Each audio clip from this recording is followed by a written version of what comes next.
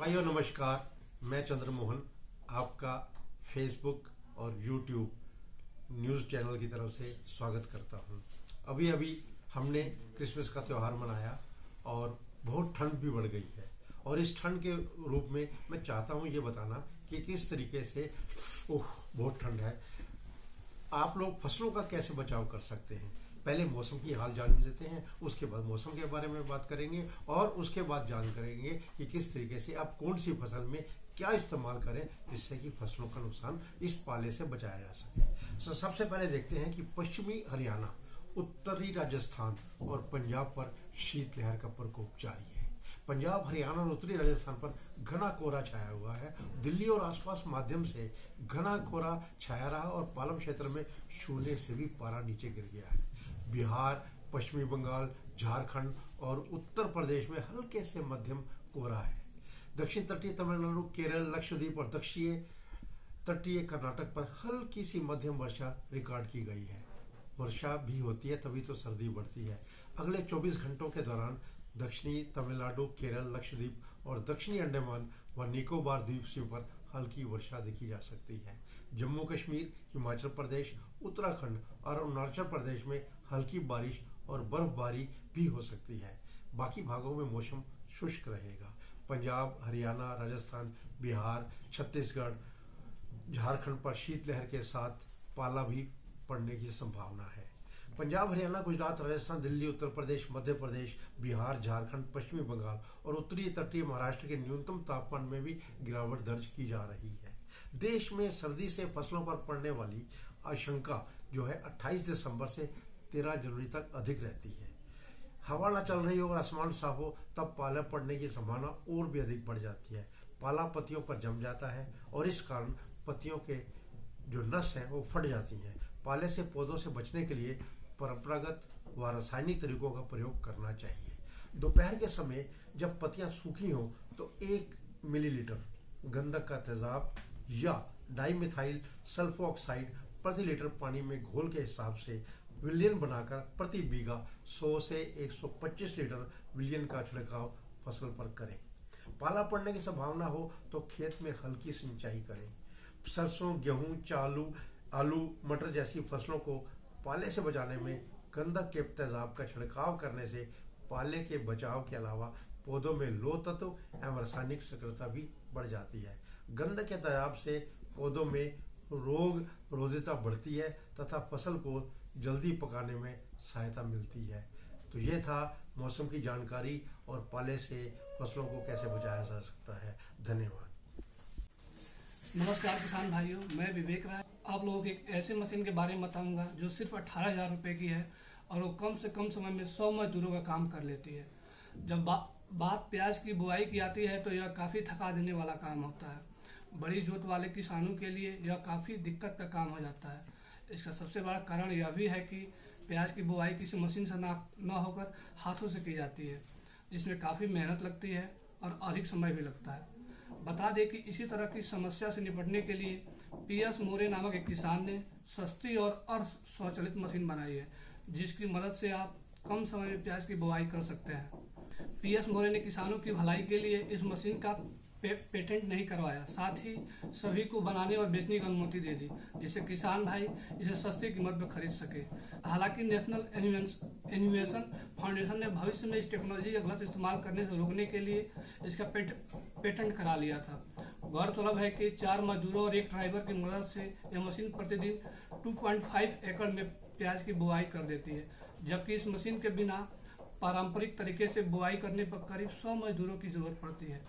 यानी मशीन की लागत का पूरा पैसा 1 या 2 दिन के बुआई से ही निकाला जा सकता है। इसके बाद आप इस मशीन को दूसरों को भी किराए पर देकर अतिरिक्त कमाई कर सकते हैं। मशीन के जरिए निराई भी की जा सकती है, जिससे निराई पर खर्च की बचत होती है। उर्वरक ड्रिल के साथ इस मशीन की कीमत 30,000 रुपये है, जबकि बगैर इस ड्रिल के 18,000 रुपये तक के खर्च में तैयार हो जाती है। इस मशीन को 22 से 35 हॉर्स पावर के ट्रैक्टर में लगे 3 पॉइंट के जरिए जोड़ कर इस्तेमाल में लाया जाता है। नमस्कार किसान भाइयों, कृषि जागरण में आप सबका स्वागत है। मैं हूं गिरीश पांडे। आज हम आपको एक ऐसे उद्योग के बारे में बताएंगे जिसमें आप कम लागत में ज्यादा मुनाफा कमा सकते हैं, और ये उद्योग है मसाला उद्योग। किसान भाइयों, मसाला उद्योग हमारे देश का एक ऐसा उद्योग है जो कभी खत्म नहीं होने वाला। हमारे देश में लगभग हर प्रकार के मसाले उगाए जाते हैं और उनकी खेती की जाती है। और मसाला उद्योग लगाने के लिए बहुत छोटी प्रक्रिया से आप लोगों को गुजरना पड़ता है। इसके लिए सबसे पहली जो प्रक्रिया है, आपको अपना ROC रजिस्ट्रेशन यानी पंजीकरण कराना पड़ता है। ROC का अर्थ किसान भाइयों होता है रजिस्ट्रार ऑफ कंपनीज। इनके ये रजिस्ट्रेशन करने से आपको भविष्य में किसी भी प्रकार की दिक्कत का सामना नहीं करना पड़ेगा। और दूसरा जो इसमें पंजीकरण आपको कराना है वो है लोकल म्युनिसिपल अथॉरिटी का। और लोकल म्युनिसिपल अथॉरिटी का रजिस्ट्रेशन कराने के बाद जो आखिरी और सबसे आवश्यक आपको ध्यान देना है वो है फूड ऑपरेटर लाइसेंस। किसान भाइयों, ये अक्सर देखा जाता है कि जब भी कोई किसान भाई कोई उद्योग खोलता है तो उसमें फूड लाइसेंस वो ऑपरेटर का नहीं ले पाता, जिसमें उसको भविष्य में काफी दिक्कतों का सामना करना पड़ता है। तो ये याद रखें, इन 3 चीजों का ध्यान रखें और अपने मसाला उद्योग को आप घर से ही शुरू कर सकते हैं। अपने घर पे एक छोटी मैन्युफैक्चरिंग यूनिट खोल के इसमें आपको उत्तम मसाले आप अपने बगीचे में या अपने आसपास के क्षेत्र में उगाकर और वहीं से कूट सकते हैं। क्योंकि अब पहले मसालों को कूटने का काम घर घर में होता था, लेकिन फिलहाल अब लोगों के पास उतना समय नहीं है अपनी दिनचर्या में कि वो मसाले कूटें। तो मसाला उद्योग भविष्य में एक ऐसा उद्योग बन के सामने आया है जिसमें आप मसाले तो दे ही सकते हैं, मसाले के साथ कूटा हुआ मसाला भी दे सकते हैं, जिससे आपकी कम लागत में आपको मुनाफा अधिक होगा। कृषि से संबंधित और अधिक जानकारियों के लिए आप बने रहिए कृषि जागरण के साथ। धन्यवाद। नमस्कार, आज हम बात करेंगे मोती की खेती के बारे में। सुंदरता बढ़ाने में आभूषणों का अपना ही अलग एक महत्व है। आभूषणों में सबसे ज्यादा खास स्थान मोतियों का होता है। राजा हो या रानी अपनी सुंदरता बढ़ाने के लिए मोतियों से बने आभूषणों का ही इस्तेमाल करते हैं। बता दें कि मोतियों की खेती उसी तरह की जाती है जैसे अनाज की खेती की जाती है। इसकी खेती पहले सीमित किसान ही अपने फार्म हाउस में वैज्ञानिकों की देखरेख में करते थे। कनीवा की मोती संवर्धन इकाई ने कम लागत में बेहतर उत्पादन के लिए मसौदा तैयार किया। इस मसौदे में सिखाया जाता है कि नदियों, तालाबों और पोखरों में मोती की खेती कैसे की जाती है। मोती कई प्रकार से फायदेमंद होता है। ये मोती इंसान के लिए रोग, व्यापार और ग्रहों के शांत करने में काम आता है। ज्योतिषों के अनुसार अलग अलग मोती अलग अलग फल देते हैं। इसके चलते बाजार में मोतियों की मांग भी अधिक बनी रहती है। मोती उत्पादन करना कोई आसान काम नहीं होता। इसके लिए विशेष हुनर की जरूरत होती है। सीप का चुनाव करने के बाद छोटी सी शल्य क्रिया की जाती है। इसके बाद सीप के अंदर एक छोटा सा नाभिक व मेटल उतक रखकर सीप के मुख को बंद कर दिया जाता है। सीप के उतक को निकालने वाला पदार्थ नाभिक के चारों ओर चिपका के मोती का रूप ले लेता है।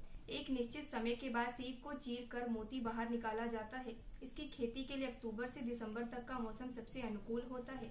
मोती का उत्पादन करके इस किसान साल में लागत 40 गुना ज्यादा मुनाफा कमा सकते हैं।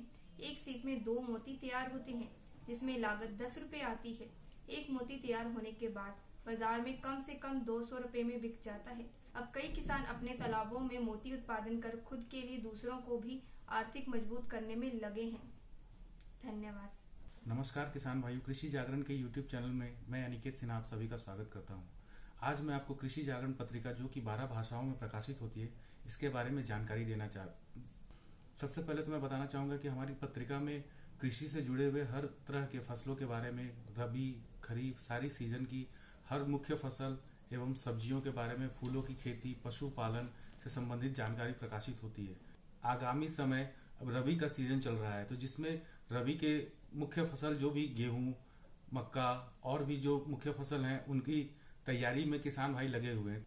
अगर आप हमारी पत्रिका से जुड़ना चाहते हैं तो हमारी पत्रिका को ऑनलाइन सब्सक्राइब कर सकते हैं। इसके लिए हमारा कृषि जागरण पोर्टल www.krishijagaran.com पे हमें विजिट कर सकते हैं और हमारी पत्रिका को ऑनलाइन सब्सक्राइब कर सकते हैं। साथ ही हमारे YouTube चैनल में आपको प्रतिदिन हम नई नई जानकारियां, न्यूज आप लोगों को आप तक पहुंचाते रहते हैं।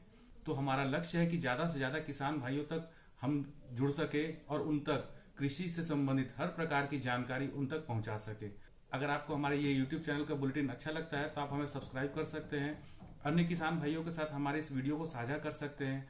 अन्य किसान भाइयों को भी हमारे चैनल से जुड़ने के लिए बहुत बहुत धन्यवाद।